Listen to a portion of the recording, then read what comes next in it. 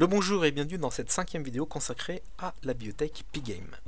Donc je repars avec mon fichier tuto.py, mais bien sûr vous êtes déjà intelligent, vous aurez mis un nom plus explicite.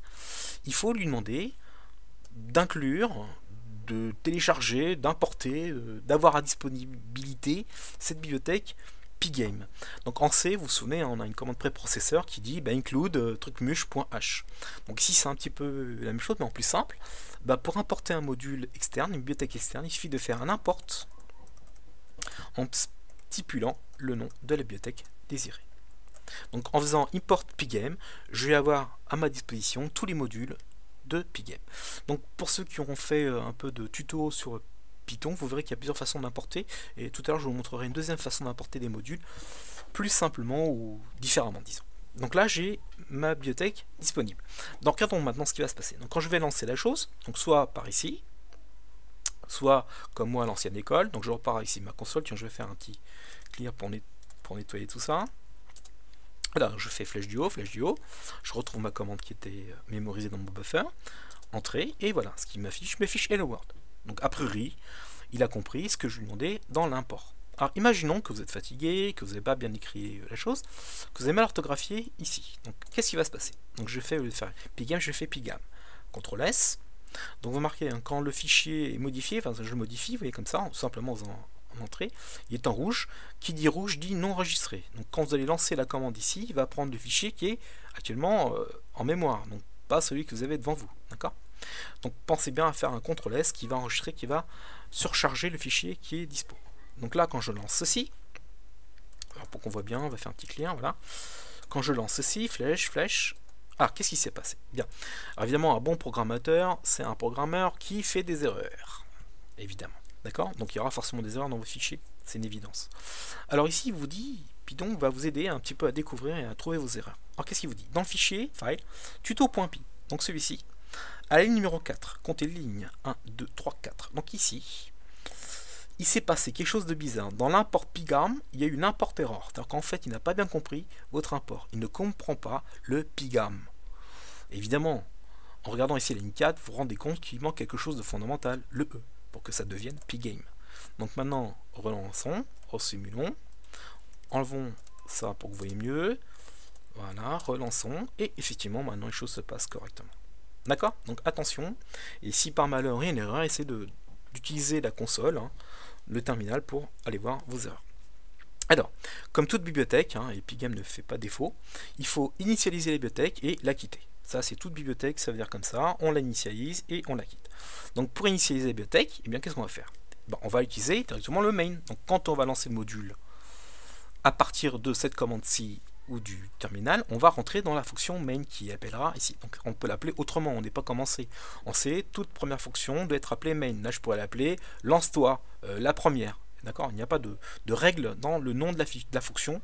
Par contre, ces deux noms-là doivent être identiquement les mêmes. Donc ça, par contre, c'est une règle Python. Il faut que ce soit name et que ce soit aussi main avec code et double deux underscore. Donc ici, qu'est-ce que je vais faire? Je vais initialiser ma bibliothèque, tout simplement. Pour initialiser ma bibliothèque, je vais d'abord appeler ma bibliothèque, donc le Pygame. Et dans ce Pygame, qu'est-ce qu'il y a? Il y a des modules, il y a des objets, il y a des fonctions. Il y a sûrement une fonction qui permet d'initialiser. Et bien oui, cette fonction s'appelle simplement init. Donc attention, parenthèse ouverte, parenthèse fermée, rien dedans. Donc on appelle une fonction, on va commencer, une fonction qui s'appelle init et on lui passe aucun paramètre à cette fonction. Ensuite les amis, quand j'aurai fini d'utiliser ce Pygame, j'aurai besoin de quitter Pygame.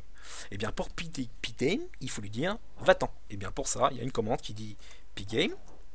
Dans le module Pygame, il y a sûrement une fonction qui va sortir, qui va faire qu'on sorte du programme. Et bien cette fonction s'appelle tout simplement quitte. Pareil, quitte, parenthèse, ouvert, on ouvre, on ferme. Voilà. Donc qu'est-ce que je viens de faire? Je viens de dire, on va utiliser Pygame, on initialise Pygame, donc il va se mettre des choses en place. Voilà, il va faire sa petite embrouille à lui.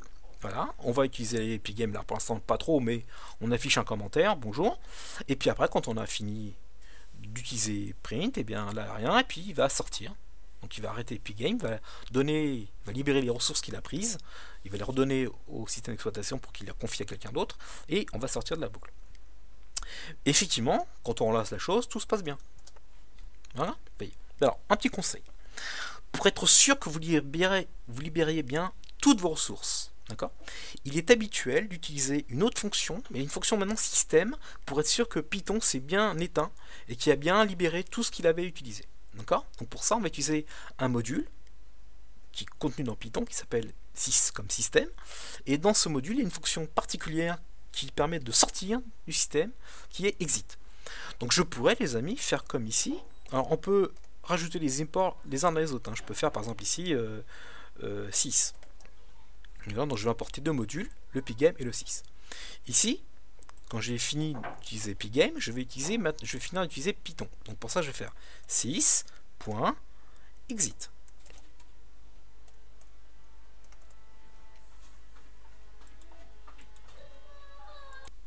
Donc parenthèse ouverte et fermée, entrée. Donc si on teste la chose, qu'est-ce qui va se passer? Bah nickel. Donc on a bien initialiser pygame, sortie de pygame et sortie de Python. Mais importer tout un module pour une seule fonction, c'est un peu abusé quand même. Là, on utilise des ressources un peu bizarres. Alors, ce qu'on va faire, on va pas importer directement pygame, pardon, système. On va lui demander, dans le module pygame, importe seulement la fonction exist. Alors, comment on fait? Eh bien, sous Python, ça se fait sous la forme de from. Donc, sys import exit. Et maintenant, je n'ai plus besoin ici de dire que exit appartient à sys, car j'ai à ma disposition déjà la fonction exit. CTRL S, lançons, et tout se passe correctement. Bien, donc on a bien initialisé, on est bien sorti de pygame, on est sorti de Python, et maintenant on va créer notre première fenêtre. Alors pour créer notre fenêtre, qu'est-ce qu'on va faire? Eh bien on va créer une variable fenêtre, tout simplement. Alors moi j'ai l'habitude de mettre souvent des noms anglais, mais vous n'êtes pas obligé, vous pouvez l'appeler fenêtre. Donc on va l'appeler une variable. Alors en C, on est obligé de déclarer une variable avant d'utiliser. Ici, on n'a pas besoin. On n'a pas besoin de dire quel type de variable. Python va le connaître à l'exécution, il va savoir de quelle variable on parle. Donc on va créer une variable qui s'appelle screen, égale. Et comment créer la première fenêtre? Eh bien, dans le module pygame, il y a un autre module qui s'appelle display. Donc affichage. Et je vais appeler quoi de display? Je vais faire set. Et là, je vais lui passer les dimensions en x, y de ma fenêtre. Donc ça s'appelle, enfin ça s'écrit setMode, ouverte, fermée. Donc il attend quoi la fonction? Ben, elle attend un tuple. Un quoi? Un tuple. Ou un tuple. Donc allez voir sur internet, sur les tutoriaux sur Python, pour savoir ce que c'est qu'un tuple. Donc pour passer tuple, donc je lui passe un tuple, donc attention parenthèse des amis, donc la fonction on lui passe un tuple, donc dans ce tuple je vais lui passer la dimension x, y de ma fenêtre, par exemple 800, 600.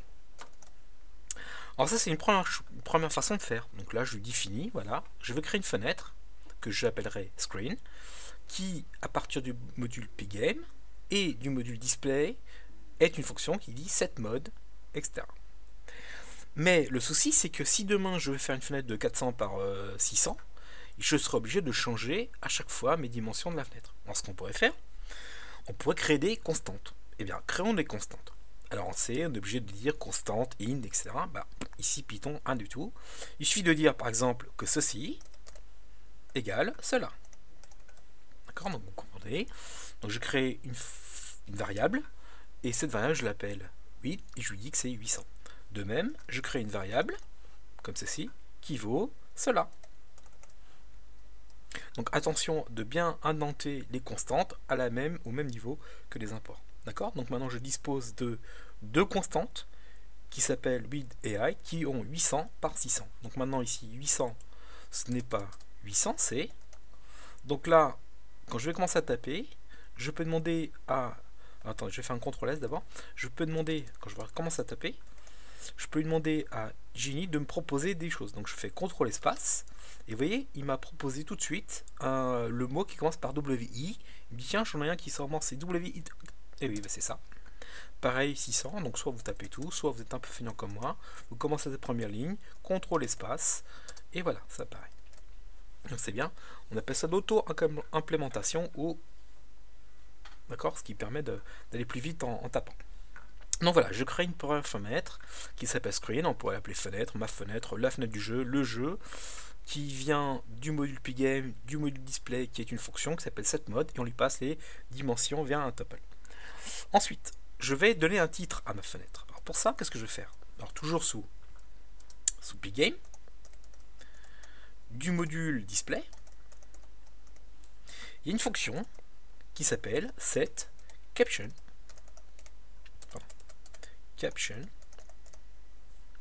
Et là, il faut lui passer une chaîne de caractères. Alors, les chaînes de caractères sous Python, soit c'est double guillemets, soit simple code. Donc, double code ou simple code.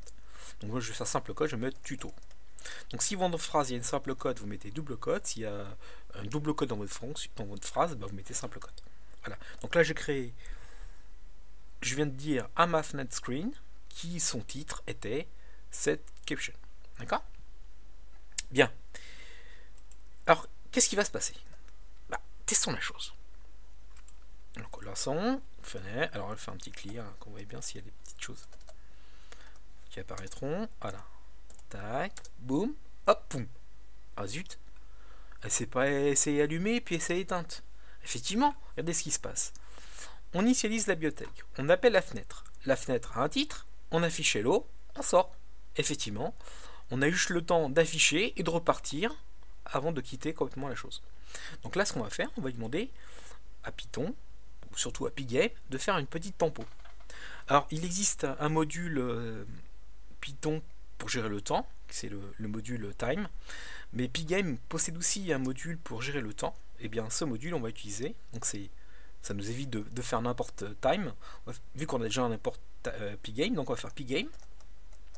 On va utiliser le module time.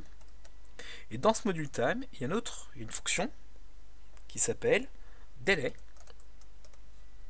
et qui attend le nombre de millisecondes d'attente. Par exemple, attendons 2000 millisecondes. Donc, qu'est-ce qu'on va faire? On va appeler la fenêtre, donc on la crée ici, d'accord?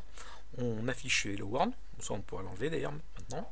Ensuite, on va attendre 2000 millisecondes, donc 2 secondes, et on sortira du programme. Donc là, on devrait avoir la fenêtre qui va durer un certain temps pour la visualiser.